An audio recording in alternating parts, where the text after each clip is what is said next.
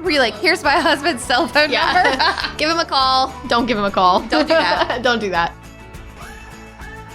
Otherwise, you're just going to owe me a lot of referrals. Right.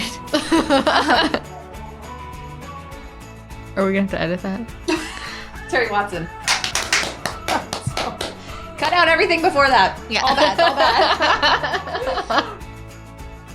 Hi, y'all. Welcome to Hustle Humbly. It's Alyssa and Katie, and we are two top producing realtors in the Baton Rouge market. We work for two different companies where we should be competitors, but we have chosen community over competition. The goal of our podcast is to encourage you to find your own way in business. So stop comparing yourself and start embracing your strengths.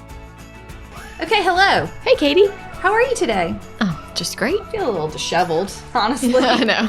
A little all over the place. But we're going to do episode number 120. Okay. And this is going to be what to say when. What to say when.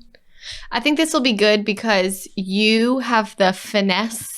Oh, you're going to get the my words. Fancy words? Yes, like I will say the answer and then you can fluffy it up. You say it. I'll critique it and fluff it. Okay. No, I'm not going to critique it. But before that. Yes. The flip report. I went by the house and my contractor's truck was backed in and the beams are here. Oh my God. The big, beautiful like beams. We kind of went beam happy. I love it. So we got one for the living room. Detail is important. It is. We got one for the living room. Okay. We got one to go over the casing into the hallway from the living room. There's 3 entrances into the kitchen. Okay. All 3 will have one. Love Just it. beams everywhere. Beams. All the beams. And then I said, we should have gotten beams for the porch posts. There's only 2. I said, maybe we could just wrap them. And he said, no. He's like, no, I will not. No, he said, we need beams. So I don't know. I will go get more beams. Charging me for the said beams. I feel like he's got to charge you, friend. I don't think they just give out beams for free these days. You're right. So I don't know what the cost will be on that, but You're like, I have to have them. He was like, you do have to. You do have to have them. Okay, fair enough. The showers are tiled. I think you've posted a picture. Yeah, they look so good. So good. And the kitchen floors are done. Okay, I don't know that I've seen that. So I always just thought that, you'd stagger the tile. Mm-hmm. But Whitney was like, no, you really need to do it straight. Oh. So I was nervous and it looks amazing. It looks good. Okay, great. It looks very clean. And I've also noticed, now I'm noticing when I go. That it's like that in a lot of new construction. Yes. Yeah. It goes around. Right. It just makes it look cleaner, less lines, less busy, I guess. Love it. So I'm very pleased with that decision. Great. And yes, that is where we are. Fabulous. Coming along. So happy to hear that. Mm-hmm. Okay, well, the end. The flip report. The flip report. Okay, carry on to what to say when. So we have some frequently asked questions that come up that are sometimes hard to answer. And we haven't practiced to this. I honestly didn't even make notes. So we're gonna do them on the fly as you would with a client. Sure. Right? So maybe I'm sure there could be some better ways to do this. Look. But this is just to get your wheels turning about what would you say? Just think about the possibilities. Right. Because we're not script people. Mm-mm. There are people out there who will tell you to do the scripts and practice them every day and call your friend on the phone and do fake scenarios.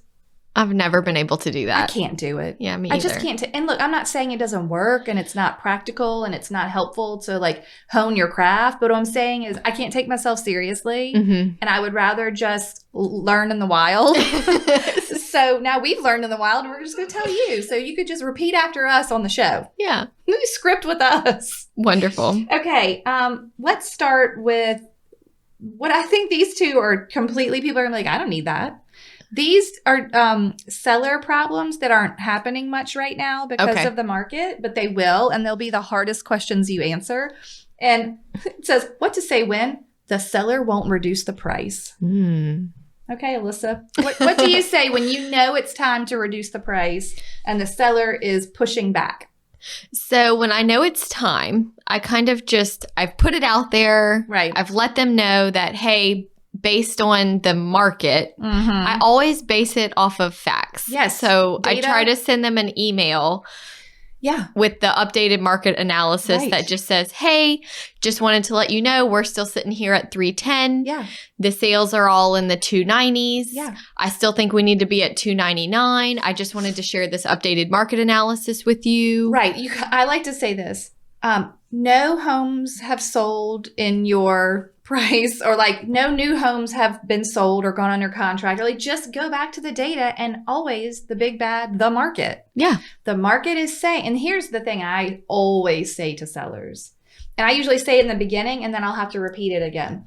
In the beginning, I'll say, if they're pushing me on price from the jump and I'm like, this is not right. I know it's not right, but I'm willing to give a little. I'll say, look, if you have no showings, then the market is telling you the price is too high. If you have lots of showings and no offers, then the market is telling you the condition is not good.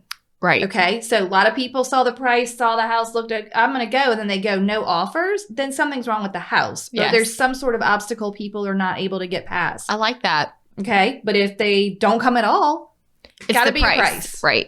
Got to be your price. So, my old broker used to say you have to get 2 out of 3 things right when you sell your house: location, price, and condition.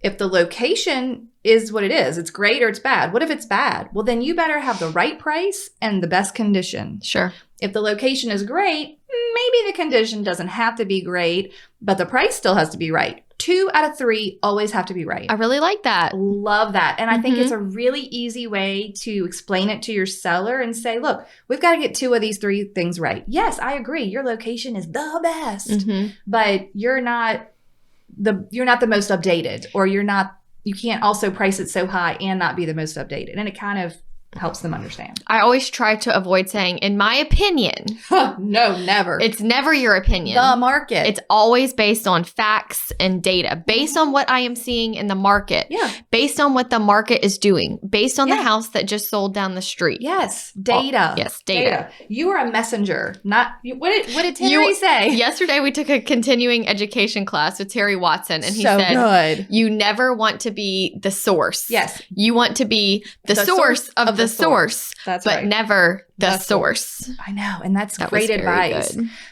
if you ever get a chance to see Terry Watson, who hopefully we'll have on the show. Yes. Because we certainly harassed him to come on the show.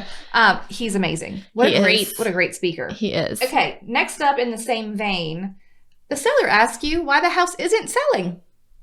I think that your answer... Just revisit that. Same thing. Why isn't my house selling? And going through what you just said about the 3. Yep. There's 3 things, Mr. Seller. Yep. That we can and can't control. Yeah. What can we control in this situation? Right. What has the feedback been? How many showings have we had? I will also tell you, and I don't know if we've discussed this on a previous episode, whenever it gets to this point where the seller's pressing you or you feel like it's time, look, don't wait for the seller to press you, first of all. Be giving a weekly report that it's not an auto report, that it's you sending an email or phone call, something that says, hey, these showings have happened. This has been the feedback. Just a recap, even though you should have been sending them that as it happened. You know, X house has been listed. X house has been sold. No other houses have gone under contract in the last week. You know, this is what I think the other price might need to be. And if you're giving them all that data without them having to push you, then it's not going to be such a hard thing to deal with. So just give it to them. And I also feel like I get asked this question at the listing appointment. How do you handle price reductions? Right. What do we do if it doesn't sell? And I always tell them I don't have a specific time frame that I go off of. I base it off of, are we showing, how many showings, and what has the feedback been? Yeah. The market has to tell us what they think. It's not about what I think. Yep. So we'll just have to see what happens. Okay, this one falls in line with our pushy seller. The seller wants an open house every weekend. Mr. Seller. Please go. It is not in your best interest to hold the house open every weekend. Right.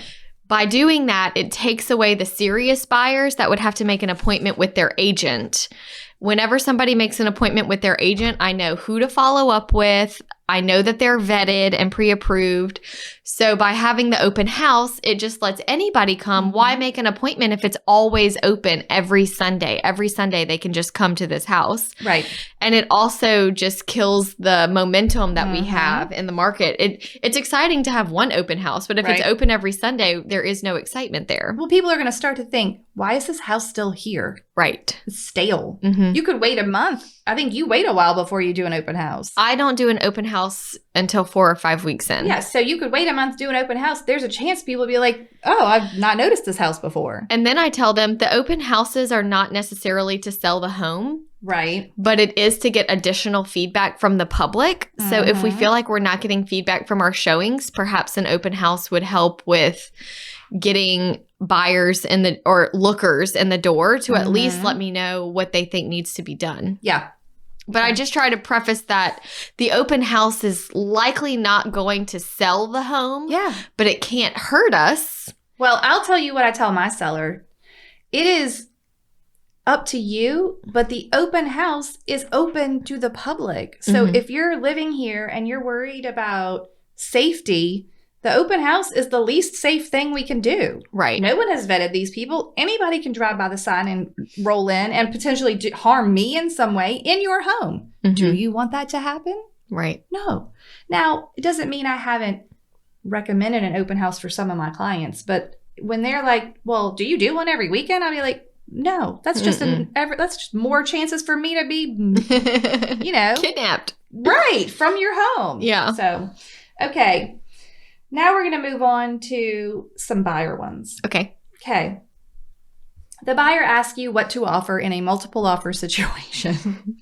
What should I offer? I tell them in a multiple offer situation, we usually do not get to know what the other offers are. And at that point, it becomes, what is the house worth to you? It can't be, what is it worth to me? All I can do is show you the data of what the sales have been. And you have to come up with a number on your own. Right. And I also tell them, look, if I have to call you and tell you that we lost, you need to be at peace with it because you were not willing to go any higher. That was your highest and best. And you were at peace with the number that you chose. Right. Right. And they usually understand that. They might ask my opinion. I do tell them it goes over asking. Usually. Right. Look, we cannot try to make a low offer in a multiple offer situation. Offer. That is just if you want the house. Right. Right. But I do tell them they have to pick the number because I don't want the responsibility of we didn't get the house because of you. Okay. Great. I also find that I say this a lot, not necessarily in multiple offers, but at some point in the process with any buyer, I say, I don't care if you buy this house. It doesn't matter to me. You have to pay for it. You have to live in it. I'm not going to tell you to buy the house. I'm going to help you with data and information to make like a sound financial decision. But if you love the house, we've talked about this before. If you love the house, it's in multiple offers.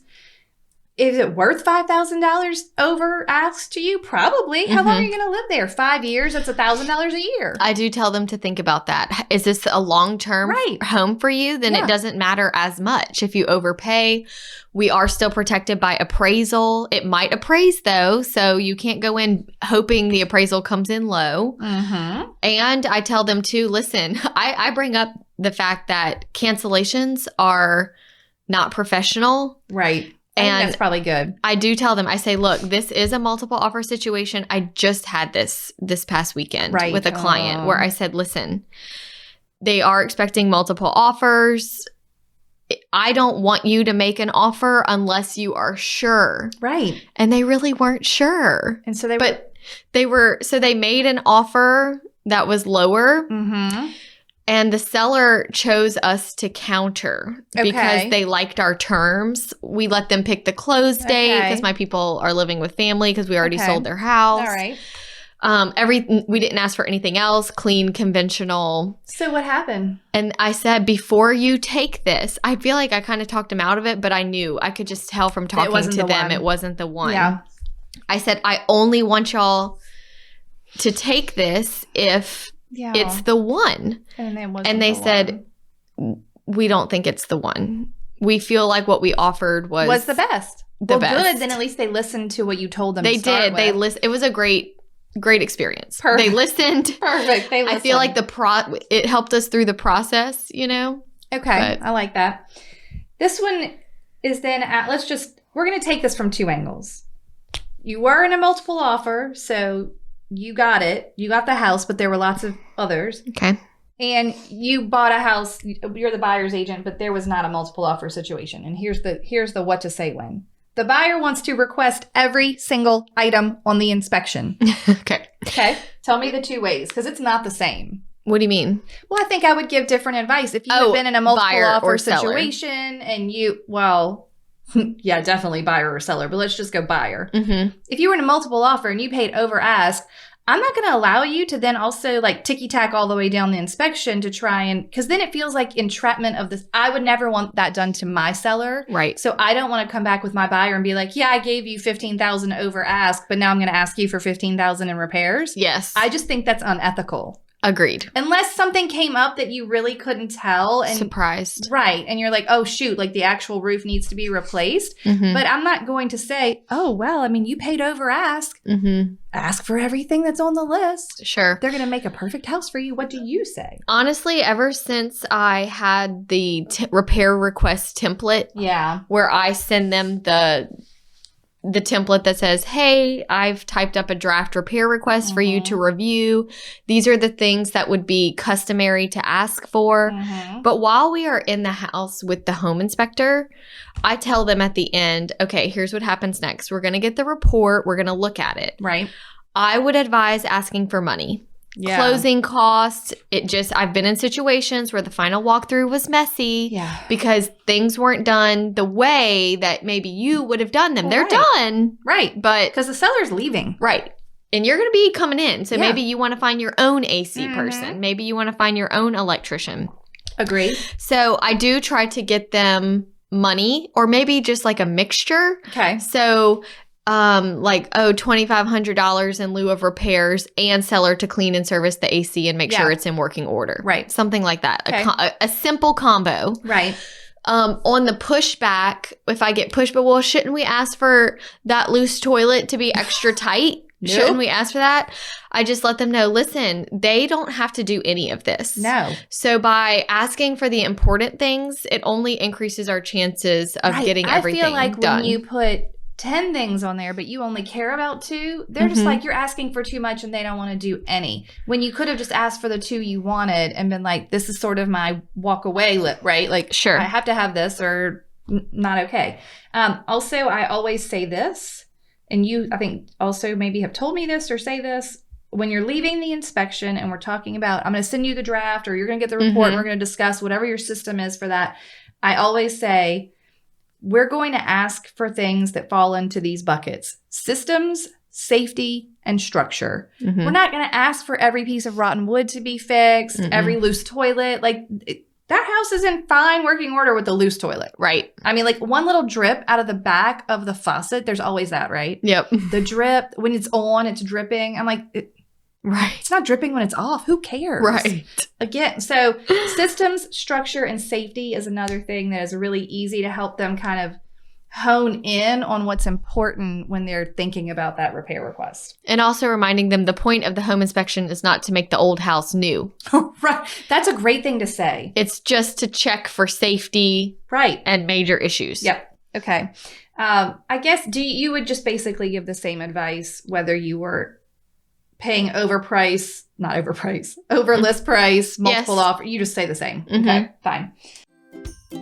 Hey, Lissa. Hey, Katie. Guess what? What? We have updated the email templates. Finally. Whoa, hallelujah. They are updated and there are more of them. Yes, we have 10 buyer templates, right? 15 seller templates, as well as a checklist for when to send all the emails at what point in the transaction. Yes, so you don't have to guess when they go. It's very specific. This happened now, then you send this email. So this is what they need to know. This is what they need to know right now. Also, there are 6 attachments that go along with some of the seller side. So like move out checklist and showing prep or all that stuff. So there's all the information you will ever need to tell your clients in one of these templates. Yes. And if you still aren't sure, you can go back and listen to episode 31, where we talk about the importance of the templates and why we use them. Like, what are we even doing? So we hope that they help you, because they have helped us so much. Immensely. And we have gotten so many wonderful reviews about how they have helped others. And so now they are up to date and ready for you. Yeah, and you can go read reviews and all the information at emailtemplates101.com. Lovely. How easy is that? Great. Okay, y'all enjoy. Bye. All right, here's a tricky one. Buyer asks you, is this a safe area? So per our licensing law, I am not allowed to comment on crime and safety. I am supposed to refer you to the website, the Sheriff's Department website, or the local here's my law husband's cell enforcement. phone number. Give him a call. Don't give him a call. Don't do that. Don't do that. But I do tell them that I can only speak based on property value. Yeah. And if a subdivision is appreciating, depreciating, I can pull comps from last year to this year, Right. 5 years ago to this year. Numbers only. Right. So we can look at, is this area appreciating? Right. Or is it depreciating? Right. Is this where you would want to invest? And then you can just point them in the direction of the Resources. Sheriff's website or Yes. whatever website it is where they can check crime statistics or sex offenders or Mhm. anything that they want to know. You cannot be the source of that information. And again, I like to say, because of my licensing law. I like that wording. It's not me. Again, I'm not the source. No, I can't do it. I'm They won't referencing even the let source. me. I'm referencing the Louisiana Real Estate Commission. Yeah. And I think that can really quickly fall into the fair housing issues Mhm. too. And so if people press you, you just tell them I'm not allowed to answer that question. I do tell them, if you are worried, and since it's not something I can give you advice on, after you look up statistics, I think it's very important to drive through neighborhoods you're not familiar with. Yeah. See what people are doing. Do I see myself living here? Yeah. Are This they is where mowing I'm the going to grass? live. Right. How Yeah, do well, like, the neighboring properties look? not Are they just- taken care of? Yeah. Are the properties taken care of? What are people doing? Are Mhm. people around in the day? Are they around in the afternoon? Are they around on the what's going on in there? I think it's great to drive by neighborhoods. For sure. Mhm. At different times of day and Mhm. different but now in the fast market, Yeah, you we can't don't do have all time that. for a lot of No. drive-bys. But I don't think there's anything wrong with doing extra research during your inspection period. That's what the inspection period is for. Right. If you wanted to search up a crime stat or a flood zone or a school district, that's when you're supposed to do it. Mm-hmm. Okay. Here's a great one. The buyer wants to go, in your words, all over the place looking at houses. Where is all over the place? And what do you tell them? That is a good one to say. I do tell them, look, we really need to narrow down what's important to you. I know Right. it depends on the house. Yeah. But we have to understand, where do you work? Where do your kids go to school? Right. What is the plan? What are you looking for?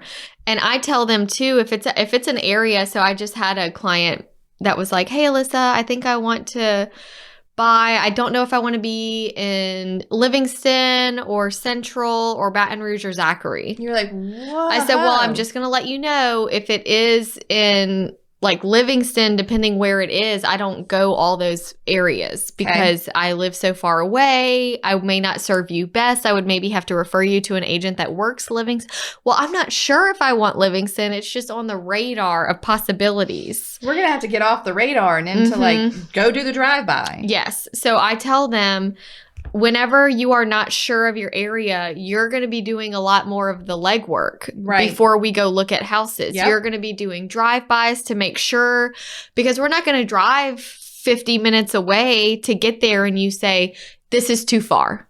Nope. I don't want to be here. Right. Well, that's something we need to figure out way before we did the showing. Mm-hmm. Yep. Mhm. Okay.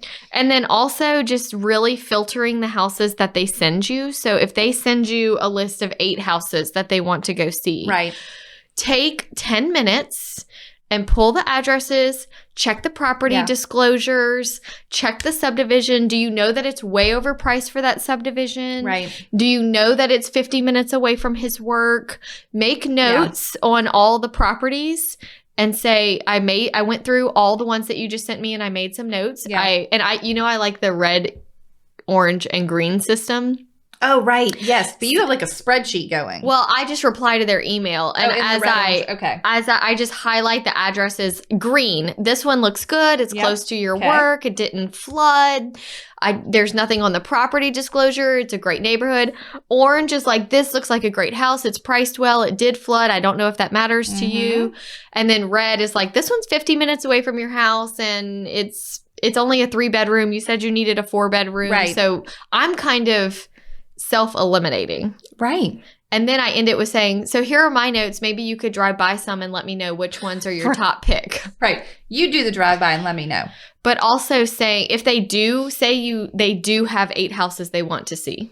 Say that's just what they want to do. Yeah. I tell them, well, we're going to keep it all in an area. Right. Well, like you have to at least stay in a certain. So what are your top 5? Right. Tell me the top 4 or 5. If it's not in the top 5, it's not going to be the house. Right. It's just not. No. So I do tell them, well, because this one is way farther out than the others, we're going to just have to save it for another day. Right. I've had to tell people, we cannot go from this side of town to I can't go from Prairieville to Zachary. Right. No. Did I do it early in my career? Sure. Yup. I wish I wouldn't have. Right. It's just, and it's not helpful for them because here's the honest truth.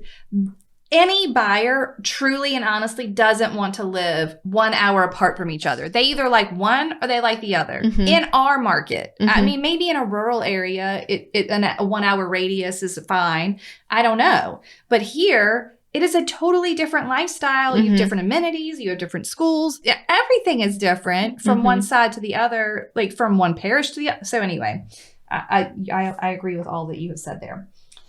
Okay. What about when a buyer asks, do you show for sale by owners? I sure do. I've sold many for sale by owners. I sure do. Just make sure that anytime you see a sign, no matter if it's another real estate sign or a for sale by owner sign, you never call the sign. Never call the sign. Always let me be the point of contact to arrange the appointment, get information on the house, and then we'll go from there. Perfect. You know what Terry Watson said yesterday? What? Say it in 10 words or less. Less is more. So whenever you're answering these questions, you don't have to go on and on and on. Have the thing that you say and that you're used to saying, and just like you did just there, 10 words or less. I sure do. Let me call. Let me make the call. Never call any signs. I'm happy to call those for you. The end. I mean, it's no different than any other house. No different. I do sometimes tell them if they are like questioning how it works, that the for sale by owners are trying to save money. So by not hiring a listing agent, they are trying to save money. Usually, I have found in my transactions with the for sale by owners, they're more than happy for an agent to bring the buyer. Right. Because then they are saving half the money that they would have spent. And now they have a professional handling the paperwork. Yeah. So they are actually hoping that a buyer's agent will come along. Yeah. So that they only have to pay half. Because if they don't sell while they are for sale by owner, they will have to go and pay the full amount. Yeah. And I feel like that lets the buyers know that I'm not hurting them in the for sale by owner situation. Because they're worried. Right. They're worried that if I'm involved, they won't get the house. Here's the other thing I would like to say about that. A lot of these things, you don't want them to press you. You want to have addressed them on the front end. Right. Okay. So if you are sending email templates, congrats, you're pre-approved, has buyer rules, it addresses for sale by owner. This question will likely never come up because they've already read it and they already know what your buyer rules are and that you can handle it.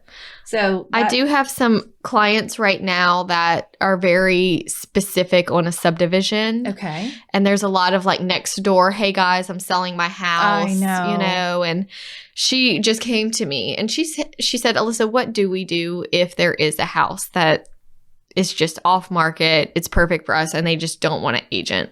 You're like, oh. And I said, well, I would never get in the way of you buying your dream home. Yeah. If it's the right house, I'm not going to get in the way of that. Yeah. Your options would be to buy it without me, or option 2 would be to hire me to guide you through the transaction. This is what that looks like. I understand that that's not typical in our market, but if it's something that you feel comfortable doing, we could do that route. Otherwise, you're just going to owe me a lot of referrals. Right. I think that's funny. But that just triggered something for me. There's a lot of talk, we're not going to get deep into this right now, about, the way commissions are structured. And there may come a day in the not so distant future where it isn't the seller that pays both sides, where we're going to have to learn talking points for our buyers to express to them our value, and they're going to pay us directly. Sure. It's the same principle, right? Look, they don't know the difference if you tell them, hey, you're absolutely welcome to use me as your agent and pay my commission. Mm-hmm. The end. You're hiring me it's kind of mind-blowing that it's not that way. It is totally mind-blowing that it's not that way. And it's just that simple. A lot of buyers probably wouldn't think twice about you saying, well, if you'd like to work together, here's my buyer's agreement. This is what the commission structure is. You will pay that at closing. I'm sure if this actually goes down, which I think it will, lenders are going to structure this where they can put it in their loan. We're going to have to. Right? I just think of the buyers doing 100% financing. Yeah, they don't have money. They need representation the most. Right. The most. So anyway, I just remember that you can certainly, it's not weird to say, oh, not a problem. If it's an off-market listing and you would like my representation, you can pay my commission. Sure. It's easy. Yep. We can work out the number. Mm-hmm. I mean, look, X% is better than 0%. Right. So whatever you work out, whether it's market standard or not, better than nothing. Sure. Okay. How about this one? Actually, before we move on to that one, Terry also said yesterday, I'm not going to force you to make an offer, but the market will. Yes, I like that. I like that one back on when they ask you what to do in a multiple offer situation. Mm-hmm. I'm not going to force you to make an offer, but the market will. One of the questions on here is, what is the likelihood of a multiple offer situation if your buyer asks you or your seller? Yeah. What is the likelihood of a multiple offer situation? What do you say? If I have the seller, I tell them, I understand that there's a lot of buzz out there about it being such a hot market. Mm-hmm. I tend to be more conservative with setting expectations because I don't want to overpromise. I think that you have a great house, great neighborhood, but it is still very house specific. Right. If your house is a 2-bedroom, or if your house is far away, or if your house needs some repairs, or unless you're just that cookie cutter stamp, perfect price, perfect everything. Right. It may or may not happen. I don't want you to think that there's something wrong if it doesn't happen. Right. But that's, of course, what we're aiming for in the presenting and marketing. The market will tell us. When I have the buyers, I tell them, depending on their price range, it's very possible that what you're looking for, other people are looking for, and we're going to have to act quickly. Yeah. I'll tell them, especially if it's new to the market. If you find something that's been on the market a couple of weeks, okay, well, maybe not, but maybe so. You never know when those darn multiple offers are going to happen. Right. But less likely. But on day 1 or day 0, I mean, if it's the great house that you've been waiting for, you're not the only one who's been waiting for it. Mm-hmm. So I think that's answers that question. Okay. How about... We're going to do one more on buyers, and then I have one for sellers. Okay. When the buyer is in the showing and they say, or not in but most usually in the showing, well, how much does that cost? Like make a repair, renovate a kitchen. There's a shed that needs to be removed in the backyard. There's something. Mm-hmm. They look at you and they're like, well, how much does that cost? Or the other option is, they're like, well, that's going to be $5,000 to paint that bathroom. I'll be like, well, surely not. Right. What do you say? I say it depends. But from my experience... Hard to say. Just learn this one. Right. Hard to say. It's hard to say.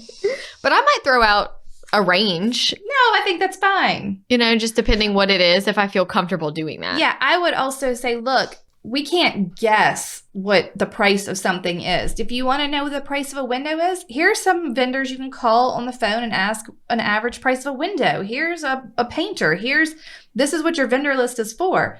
Don't guess. Mm-hmm. Don't not buy the house because you think it's going to cost $20,000 to paint a dining room. Or buyers will give out some crazy numbers. I do have a funny situation. So I went on a listing appointment recently.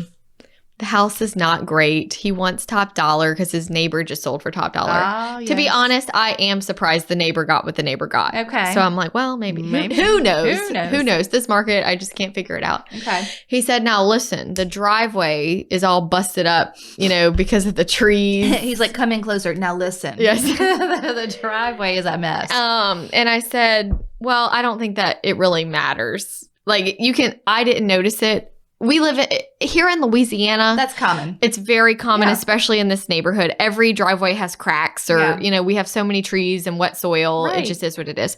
He said, I got an estimate on it to replace it, and it's $12,000. And I was like, oh my gosh, that's a lot because this house is not an expensive house. He said, but I wanted you to know that so that if a buyer says, well, replacing a driveway is going to be $20,000. He was like, it's not. It's only $12,000. That brings up, and I think we've talked about this in our staging episode, I feel like, or at least my stager used to say this all the time. If when you're preparing your listing just like that and you can't afford the driveway, at least get the estimate. Right. He got it. You as the seller get the estimate so that when a buyer does have that objection, you can say, well, it's X dollars. I would have thought 8. Well, I mean, that wasn't that all. He said if somebody says it's going to be 20,000, you say it is not. It is not. It is going to be 12. Great. 12. Okay. Thank you. That was a good tip. That really leads right into this. You had a story, it says, about an interview where the seller told me he liked my responses more than the other agent who just agreed with everything he had to say. Yes. Do you remember this? I do remember this. So this agent, this was a relocation situation where they had to interview 3 agents. Yep. And he was in the car business. Mm-hmm. He was a super nice guy, but he was definitely interviewing by the book interviewing. He had a list. Right. Like he wanted to know list price to sales price ratio. What are your weaknesses? Yes. Yes. He knew all the things. All the things. But he said, my wife is interested in having the house staged. Do you stage? Okay. And I just said, I don't stage with furniture, but I do have accessories to just make the house feel more inviting and, welcoming. I think that your furniture that you have is actually great. Right. If there's some pieces that could stay, like your dining table for the dining room. And he was kind of like, interesting. The other agent said they would stage, is what he told me. And I said, well, staging does cost thousands of dollars. Right. And I don't stage with furniture. The times that I have staged with furniture, the seller paid for it. He asked if we could have an open house on the holiday weekend because he thought that would be a great idea. I said, I'm not going to do an open house on the holiday weekend. Right. I have found that those are the slowest weekends for a visitor. And you could tell, he said, the other agent said they would do it. You're like, well, I said, well, I wouldn't advise that. And I went into my spiel about, it opens the door to the public. I don't know who to follow up with. Mm-hmm. Are they pre-approved? Are they vetted? And he said, I never thought about that. He looked at his wife. He goes, she's not telling us what we want to hear. Thank you. She's just telling me the truth. He looked at me and goes, I like that. I like that. I like that. He was like, I like that. I like that. Good job. I was like, I feel like I'm good. That's why I don't win. Vindication. Yes. I don't win all my interview situations. Right. But I feel like I have gotten better at the interview process because of how often I am interviewed. Fair. That's the only way you can get better. Mm-hmm. But it's just simply answering the question honestly. Okay, here's a great, when you're in the listing and the seller says, well, do I have to stage or do I have to pack up this clutter or do I have to, the seller presses you. And what do you say when the seller says, well, I think the house looks great the way it is? I'm just telling you based on what I'm seeing in the market that buyers are giving us a lot of pushback on condition. This is the list that I made with the photographer on how the house needs to look to get it to sell. Okay. This is based on my experience with buyers plus the photographer's experience with photos. And if it's on this list, we really need to get it done. So your floral drapes and your bedding and your clutter and your knickknacks, they need to go. I also tell them that getting the house ready for the market is stage 1 of moving and packing. Right.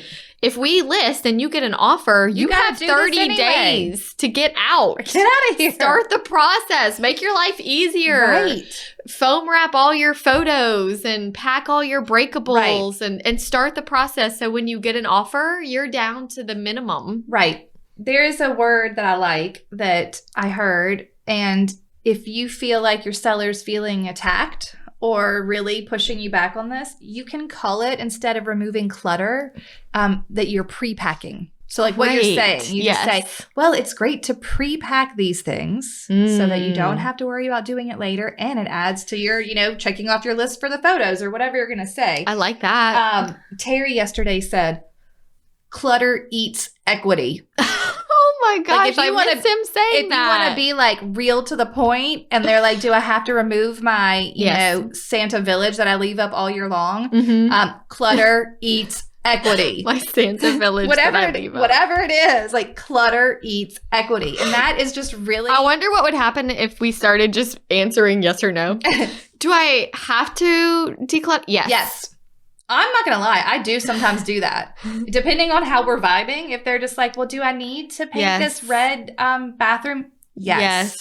Do I need... Yes. Yes. I'm sorry to tell you yes. And I also do use this. I'll say, buyers in our market are expecting your home to be like they're on an episode of HGTV. Mm-hmm. So they want to walk in with their toothbrush. They don't want to walk in and change your stained carpet. They don't want to walk in and paint your maroon dining room. They don't want to walk in and fix your, broken whatever something obvious would be. So I think it helps them to say, oh, I see it from the buyer's perspective. Right. I don't want to do that either, because most people are moving into another house. Right. So all you have to do is appeal to their buyer sensibilities, and that helps them to prepare as a seller. Okay, what about this one? Back to the multiple offer situation. What if your buyer asks, should I write a love letter? Well, new studies have come out. The studies say that according to the National Association of Realtors and Fair Housing, that they are causing some harm more than good in some situations. Yeah. Because the seller is not supposed to be choosing offers based off of familial status, people, race, any of those things. So submitting family photos, you're looking at opening yourself up for a potential lawsuit. Right. By writing those letters. Yep. If you write that letter, I cannot be the deliverer of the letter. Yeah. I think that a lot of times too, people don't realize they give away too much information. Yes. Regardless of all that other stuff. Maybe what if you write the letter and you're like, we can't find anything and this is the best house for us and we're going to live here for our whole life. And then you want to ask for a repair as if a seller's going to grant you any. Right. Like, they're going to live here forever. I'm not doing that. I'm a contractor and I can fix up anything in this house. And then you go to ask for a repair. That's a hard no. Yep. There's going to be like, no, you do that yourself. Okay. So that one's funny. I also, it makes me think about when I show for sale by owners. Yes. Bless. When you're walking the house and I'll just be like, oh, okay. Have you had a lot of showings? Yes. No. Oh, all right. Have you had any offers?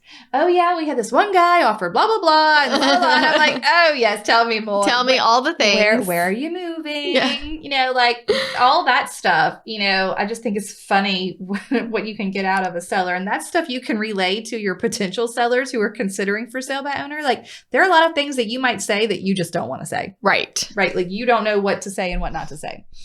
Okay. Do you have any others that you want to cover? I think those were the main things. One that I had highlighted was, how often do you find the perfect property on the first day? Sometimes. It happens.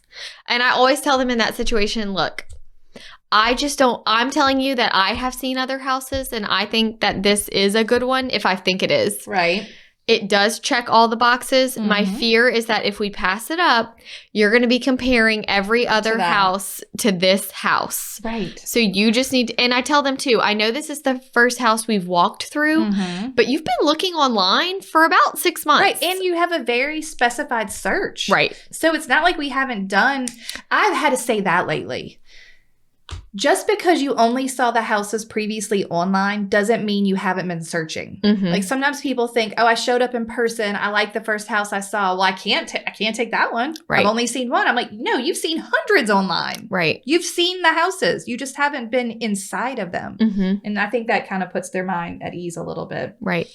Okay, here's another one. I don't know how to word this, but what do you say when, I do know how to word this. What do you say when your buyer or seller comes to you with the advice or information that their friend, neighbor, mom, dad gave them about their process? Your sales price is too low. Mm-hmm. You're offering too high. Depending on what it, because there are so many different ways to come back to that. Mm-hmm. Like, for example, whenever it's a parent situation and they're critiquing the house that has been chosen, I remind the buyer, look, the market is so different probably than when they bought that they didn't get to see our other options. Yeah. They don't realize that the house we're choosing is the best option for you right now because they weren't here for the process. We've been through the process, so we're familiar. Yeah. They're giving their opinion based on what they see at the end. Yeah. They don't know what we had to do to get here. Yeah. So. I agree. I had a parent one time who came to a showing and they were like, oh, well, I mean, this house is like $200,000. Oh we bought our house. It's much nicer than this for like $60,000. I'm like, what year was that? And they're like, 30 years ago. And I'm like, would you like to sell the house that you live in now for $60,000? And they're like, well, no. Oh, and I'm like, that's exactly what you're asking for. You were telling me you want your kid to go out there and find this miraculous seller who wants to give them a house priced from 30 years ago. Right. You don't want to do that. No. It just was so funny. That is like, funny. We only paid $60,000. I'm like, I know. And I bet you love all that equity you have in your house right now. Right. Okay. I'm trying to see. I think that was... Yeah, that's all I have. That was your whole list. The last note was simply to remember that over-promising is going to lead to under-delivering. Yes. So always be honest. Here's another thing I want to say. What to say when. If a seller or a buyer asks you a question that you do not know the answer to, you can say, let me think about that. Let me get back to you. Let me look for that information for you. I don't know right now. Please do not make something up. A lot of times people are like, well, what about whatever, flood zone question or this or that? I'll just be like, oh, I don't have it with me right now, but I'll get that information for you. The buck stops with you and how you say that. Yes. If you seem unsure and you like make something up, they're going to know it. So just say, I don't know right now, or I'll find out for you. I say that all the time. I'll find out for you. I think when faced with tough questions, we feel like we have to give the perfect answer. I'm always giving the honest answer, and it is very rarely what they want the answer to be. I know. So, but they appreciate it. They need the truth. They need the truth, and they want you to have an opinion and give them advice. So they want you to say something. If someone asks me, do I need to remove this, shed that's taking up half of my backyard? I'll tell them, look, there might be a buyer who would prefer to have the grass. But there might be a buyer that loves your great big shed or whatever it is. I'd be like, I don't actually know, but X amount of the buyers might. And like we're just going to take a guess. Right. Sometimes we're just taking a guess. Yeah. But I think you have to also stand firmly in your, I don't know. This is my best advice to you. I don't know. And that's the same thing with pricing. Yes, absolutely. I'm doing the best I can here. I know. Based on these numbers that are all over the place and really having to analyze each individual house. Right.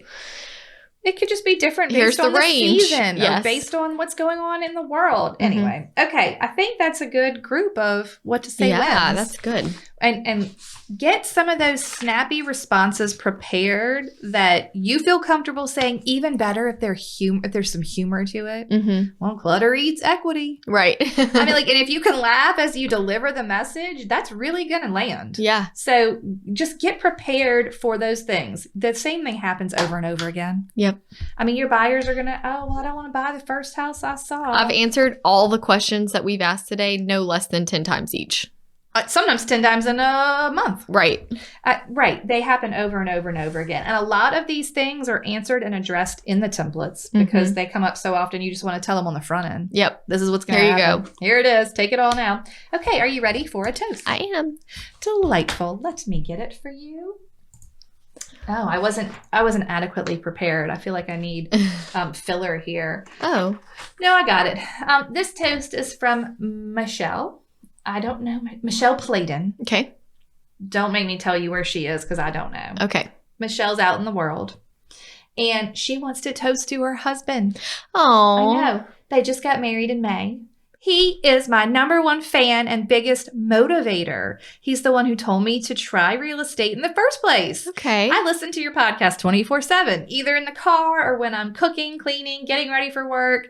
He'll listen to it with me while I have it on sometimes and thinks you guys are great too. Oh my gosh. Oh my God, so funny. I know a big part of my success in real estate so far is because of him. Before I made the switch to traditional, I don't know what that means. I said I was a little scared because what if I don't do well? And he just said, why wouldn't you? Just a simple That's question, sweet. but he said it without hesitation because he believes in me 100%. He's just the best at keeping me motivated and believing in myself. I am very grateful for him. Unfortunately, I don't know Michelle's husband's name, so cheers to Michelle's husband. Cheers, Michelle's husband. Mr. Pladen. Yes. You sound like a delight. Yes. So thank you for So being nice such and a good encouraging cheerleader for Michelle. That's wonderful. Okay, cheers, you guys. Cheers. Goodbye. Thank you so much for tuning in to the Hustle Humbly podcast. Let us know who we should toast to for the next episode. Be sure to follow us on Facebook and Instagram at Hustle Humbly Podcast. If you have an episode, topic, or question, please email us at hustlehumblypodcast@gmail.com. Be sure to subscribe to the podcast and leave a review. See you next week. Bye. This is the good life. Best. Maybe? I like that dark bagel, Jay, but sometimes they don't have it. Pumpernickel. Yeah, if not, just get like whatever you think. I think Philip, last time we went there, it was COVID. They were like, we don't make that.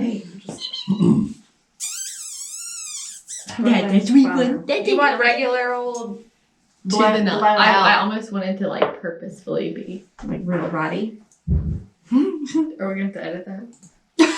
It's not. Leave that out. Please leave that out. Wait, Terry Watson. Cut out everything before that. Yeah. All bad. All bad. It's all bad. Okay, where did I say it to you? No, he was cracking me up though with the video, and then they said to clap in order to know where to cut, and so he's just like jumping around and clapping. All of it. Cut all of it. It's terrible. This is all bad. I can't do it. Oh, man. He's so funny. He is funny. So funny. YouTube, hi. How's it going? I'm going to spit out my gum. Welcome to the behind the scenes. Woohoo! Gum is gone. Okay, I have to put them all back in rainbow order or else it makes me crazy. Oh. Don't ask. It's a problem. There you go. Okay, oof. Looking good. Are you ready? Yeah. Okay, I just lost my mouse. I need to find out what number this is. Do you remember? 119? I think you're right. No. No, not right. No. Well, it depends on, do you want the construction one to come before this one or this one? We just did obstacles and weaknesses. Let's do the construction at 119. What do you think? It don't matter because I'm just going to do the flip report because we're not going to do it on the new construction one. Oh, it's fine. But that's fine. We're going to make this be 120. Okay. New construction will be 119. Okay. Because people keep asking. Yes. Okay, they really need it. Where's new construction?